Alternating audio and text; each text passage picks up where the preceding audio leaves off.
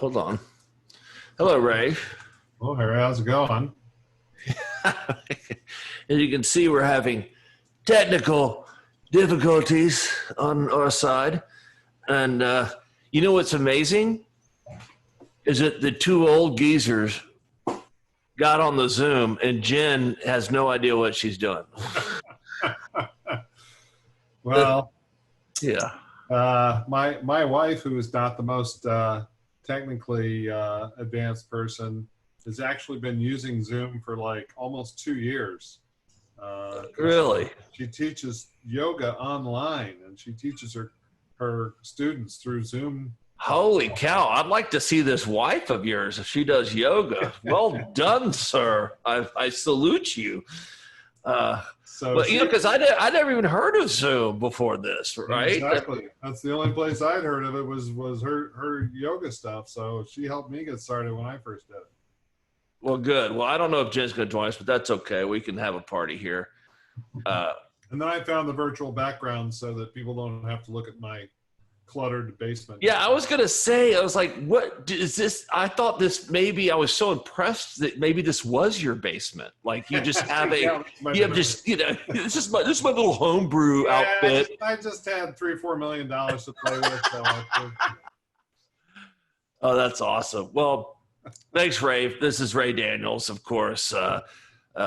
Started the Cicerone Program, which has been wildly successful with brewers and distributors and everybody in the industry and retailers at some point. And so, first of all, Jen wants to join the party. Should I try admit her, or should I just be kind of a cock? And you know what? Okay, let's go ahead and to the mix. We'll go ahead and admit Jen. I admitted her, but I still don't see her. Anyway, Jesus. I mean, look, I'm wearing my. Who do you think this is? Oh, she's man. She's a musician. It's a musician from the 70s, 60s. I'll give you Grace. I'll give you a hint. Fleetwood Mac. Grace Slick. No, you know what? You're close, but it's. Yeah. Hi, Jen. Oh, Who was the lead singer? What was her name? Stevie Nicks. I was about to say Blondie. I couldn't see the rest of your T-shirt. Well, Ray and I were just kind of jocular, having a little fun at your expense. That you're the youngest one here, and yet the two old geezers seem to get on Zoom with no problem. And I mean, technology doesn't like me. I had to re-download.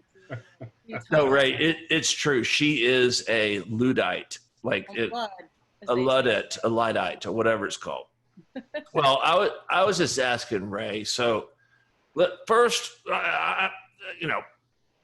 Ray, we don't know each other that well, but we followed each other's careers, I would say, for the past 25 years.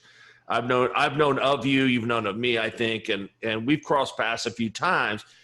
But it's fascinating to me how, tell us a little bit about how you got started in the beer industry and, briefly, and then how you got to where you are right now. Well, I started as a home brewer, as so many of us did. Me and Randy Mosier, that's how we first met, home brewing club in Chicago. I made my first home brew. Last summer was the 30th anniversary of my first home brew. And in fact, I wasn't sure what platform we were on. As I said, my basement is a real mess. So if it wasn't Zoom and I wasn't able to use my background and hide the ugly basement, I made homebrew this weekend, and I was going to find some place. I was going to put the fermenters up behind me, so I'd have two bubbling fermenters of homebrew behind me. Now that I'm home, I stopped homebrewing for many years because I used to always say, hey, it turns out you have to be home to homebrew. And right. I'm really just not home enough to make it happen. But now that I am, and now that going to stores is a fraught endeavor, I've been making some beer and staying closer to home. So I started as a home brewer, got involved with the Chicago Beer Society, which is well known to a lot of folks. Started organizing events and activities for them, homebrew competitions, technical talks and presentations. One of the talks that I did for Chicago Beer Society actually turned into my first book, Designing Great Beers, which came out in late 1996. And how many books have you've written 3 or 4 books, right? I mean, Oh yeah, I mean, I wrote, I was involved with 4 for Brewers Publications before I became publisher. Right. And I dabbled in a few things when I was working even when I was working as publisher. And then as Cicerone, you know, we've put out a half dozen books now as study programs for what we do. And you know, Now, did you ever work for the BA or the BAA as it used to be called? Not the BAA. No, I worked for the old AOB. Okay, so you go wait, because I remember seeing you on stage. Yeah. At a very, very early, like early 90s, earlier mid 90s, or am I That wrong? might have been one of my twins. I have 2 twins in this business. 2 twins in this business. One of them is Randy Mosier. Yeah, that wasn't both from Chicago, both home brewers, both of similar age and Maine. And then the other one is Daniel Bradford. No, listen. I you would know not. Daniel. I know you know. Daniel. I would not confuse you with Daniel Bradford. God bless.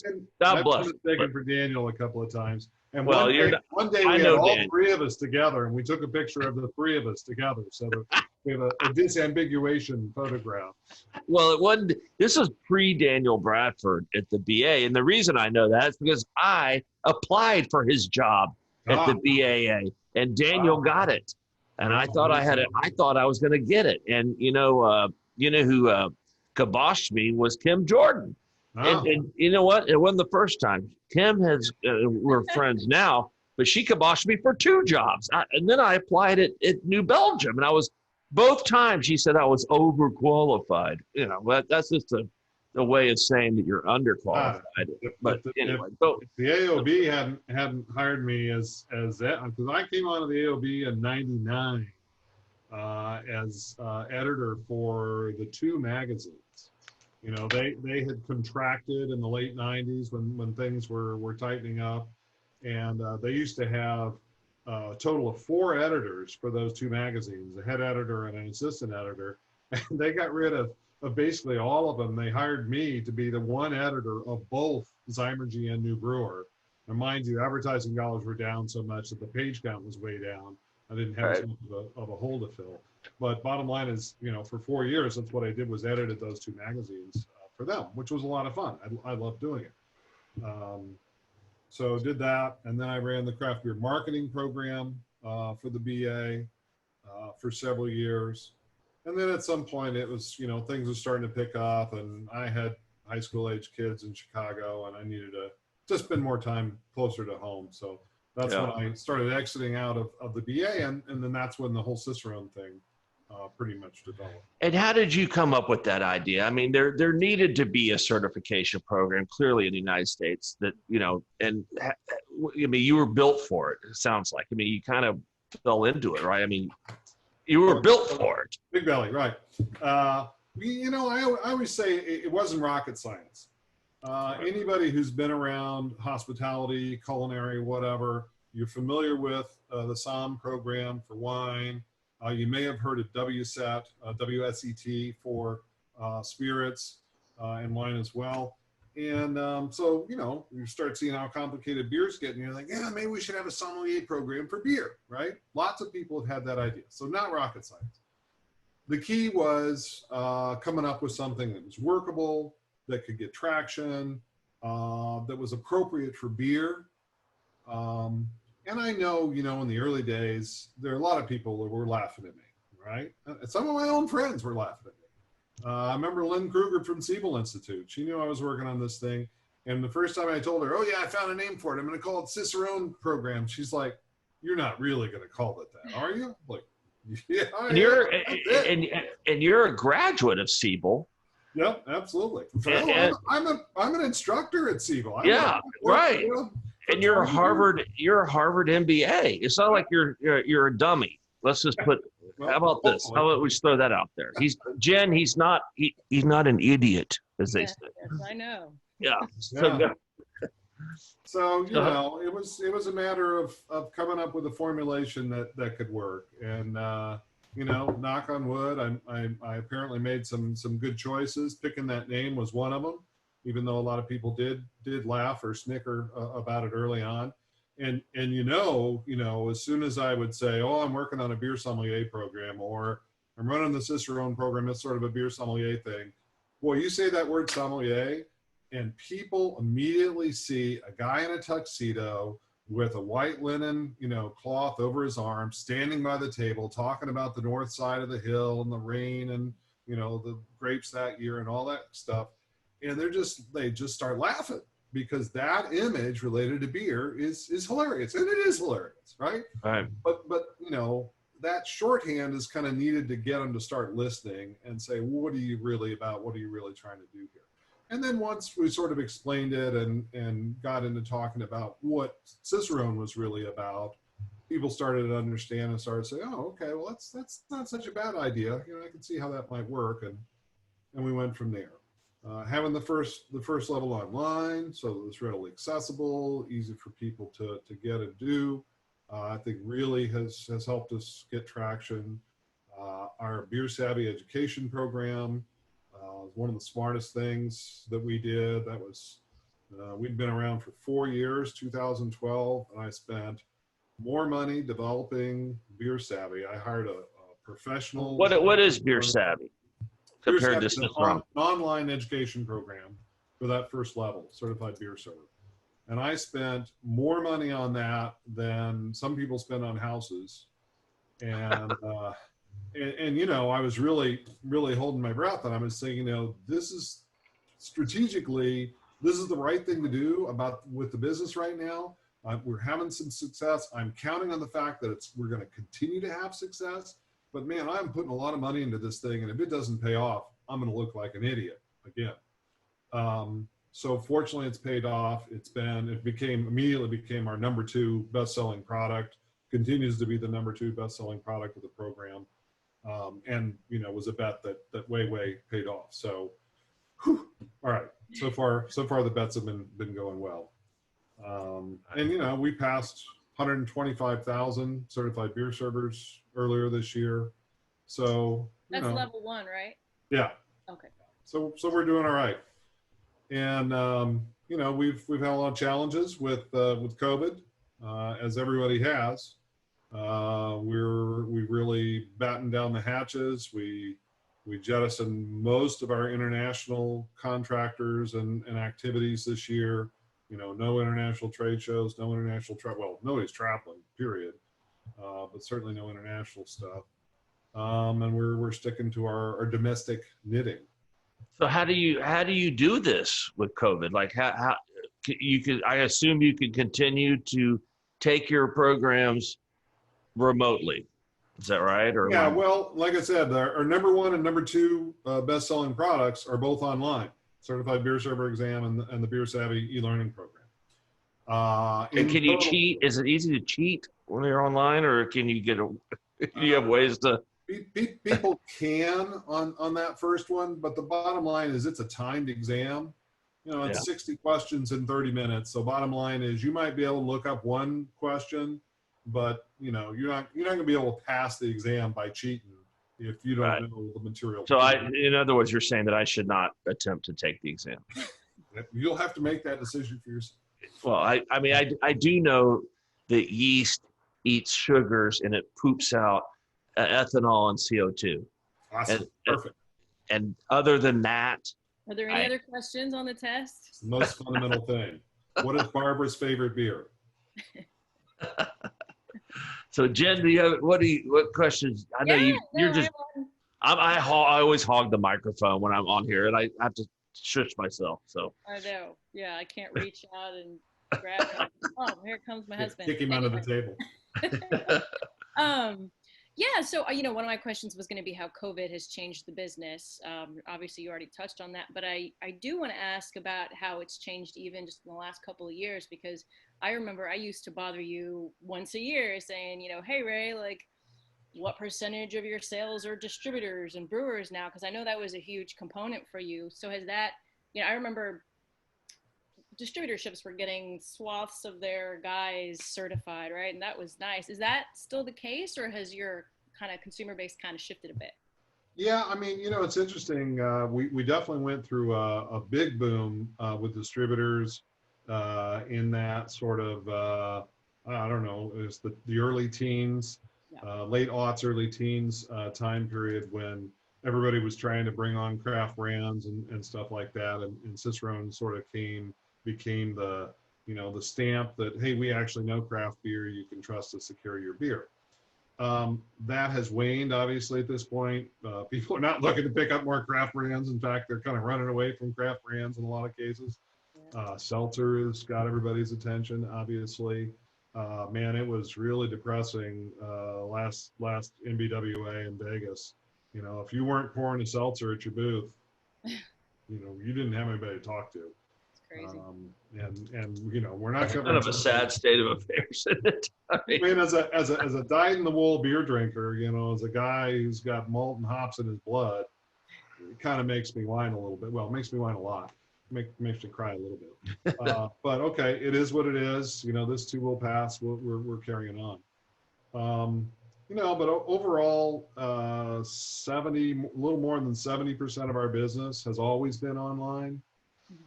So COVID has, kept us pretty much going.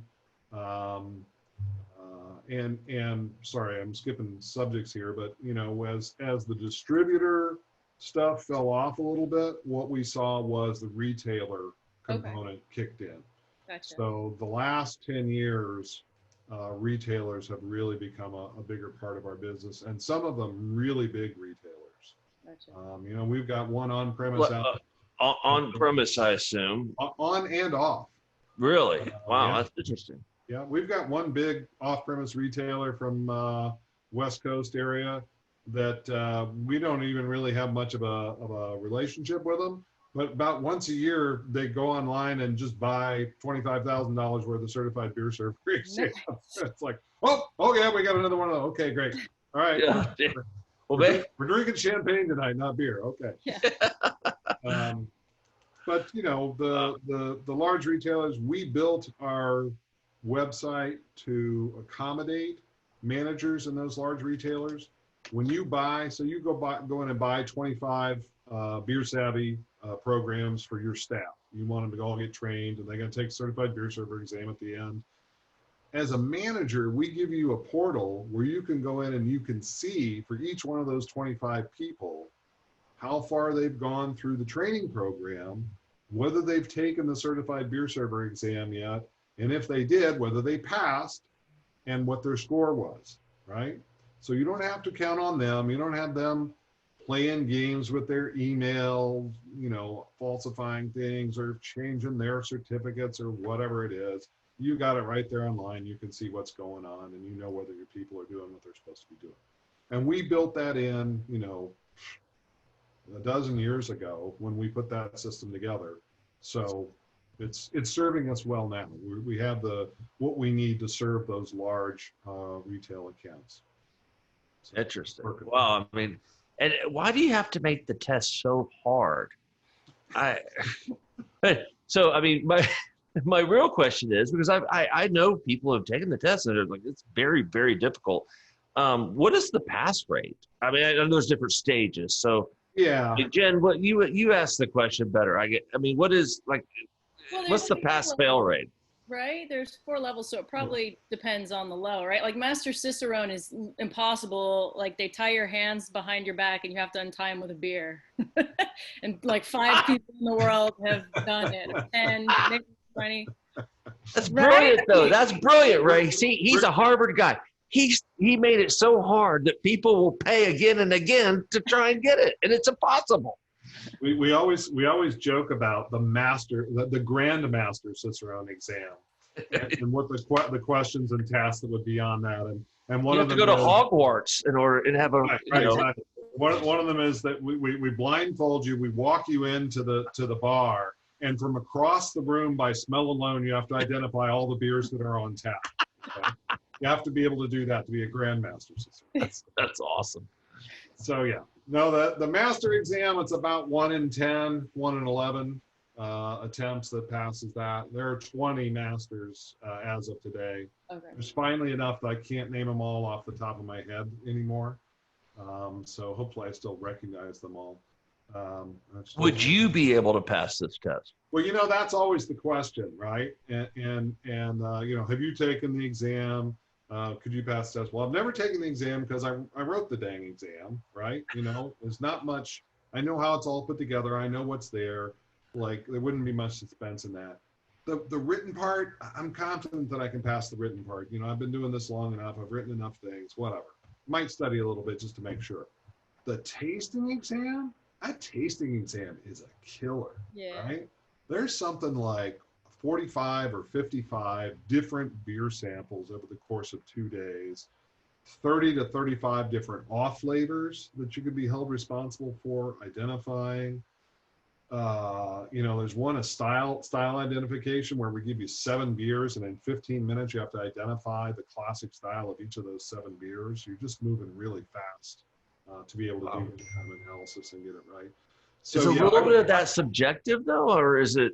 I mean, do you like create the beers with the specific off? Off taste. Oh yeah. All the off flavor stuff is very, very scientific. We know. We start with a base beer. We vet the base beer with a panel, and then we spike the stuff in it, and all the spikes are the same spikes we recommend people study with. Wow, that's crazy. And then so we have other people tasting along with the candidates. So all the oral examiners, me, Randy Mosier, 2 or 3 master cicerones. There's one master cicerone we bring in blind who doesn't know anything about the exam, who's already passed it. He comes in and tastes blind with the candidates. So we have an apples to apples comparison. So you have a control group, basically. Yeah, exactly. So so let's say I wanted to put Jen Kirk through the entire program up to Grandmaster, and let's I'm assume I'm level 1 certified. Okay, so all right, she's already done that. But let's say we want to put her through the whole thing, and let's assume she passes, which I only would assume she would. Like, how much would that cost me? Let's get down to the brass tacks here. And I mean, what you spend with us is not all that substantial, right? Right. I mean, you can buy all of the exams and probably all the educational resources we offer for $2,000, right? Oh well, shit, that's nothing. It's not that much money. Jen, we're gonna put you through.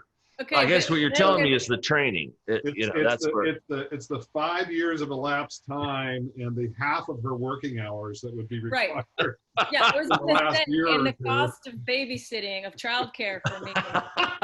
So you have bad. children? I didn't know you had children. Okay. Yeah. I think it was Patrick Rue from the brewery, who's one of the masters. He took the master twice, and he's been very public about this. So I'll tell you that.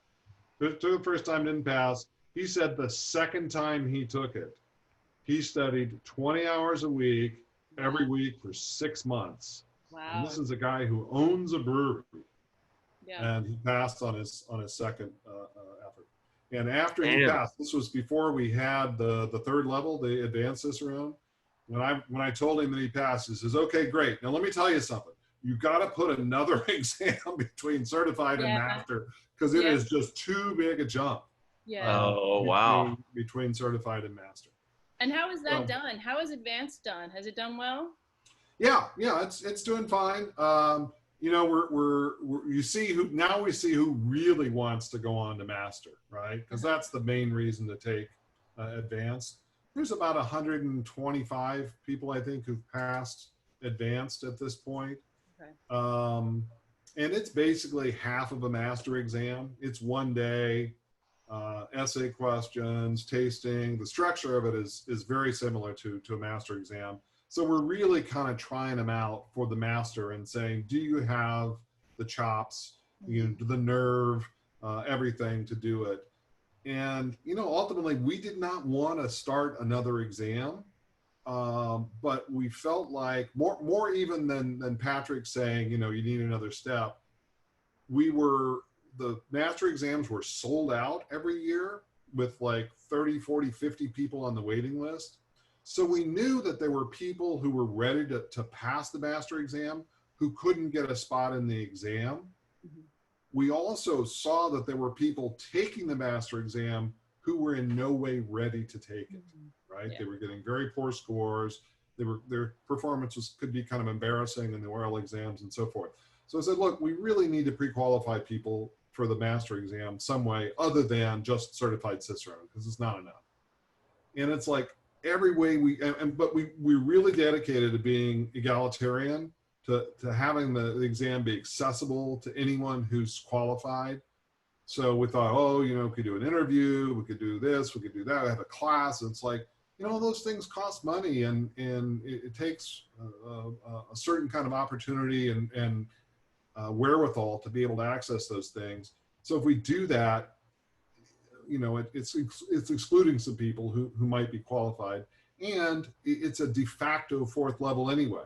If you say, okay, you take this course and now you're qualified to take the master exam. Well, people are going to start putting that on their resume. So I'm qualified to take the master Cicerone exam in 2022, right? So now it's a de facto fourth level. So it's like, all right, we're just going to bite the bullet, put another test in there, and that will be the pre-qualification for master. So there you are. Let's say that Jen does pass the master exam. Mm-hmm. I like how he's offering me up. He's not going to do it. Well, hell no. I'm too old. I don't.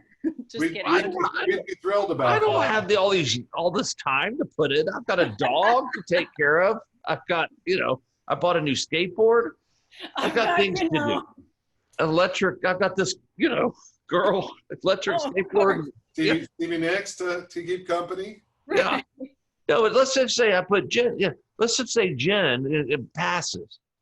Does she get like the hand of the crown? What is the hand of the glass logo? Does she get some pin? Like, how I'm thinking of Game of Thrones. Oh, the hand of the the king, and do you get like some medallion you get to put on your? Yeah, she gets a patch, a pin. She gets a diploma. Okay. I mean, we have a diploma for Master Cicerone.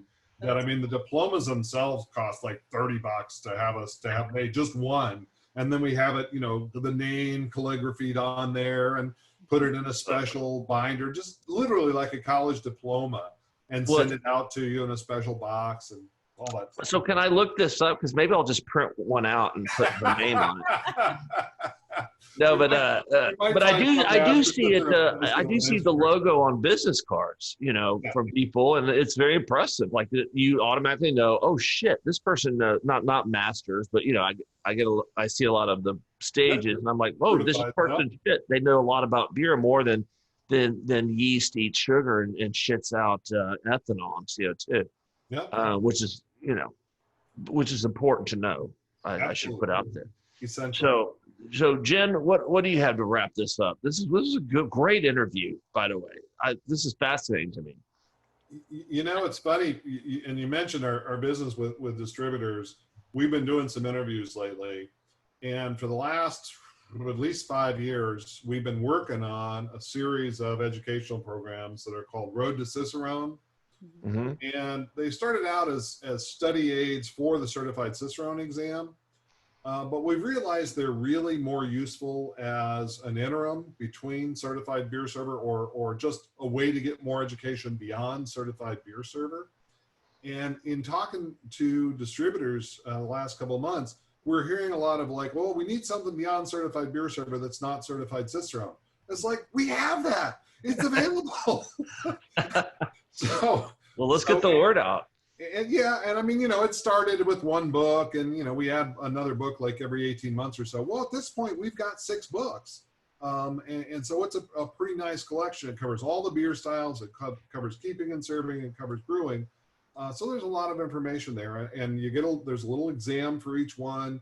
So you get a pin. We don't call it a certification. We call it a designation.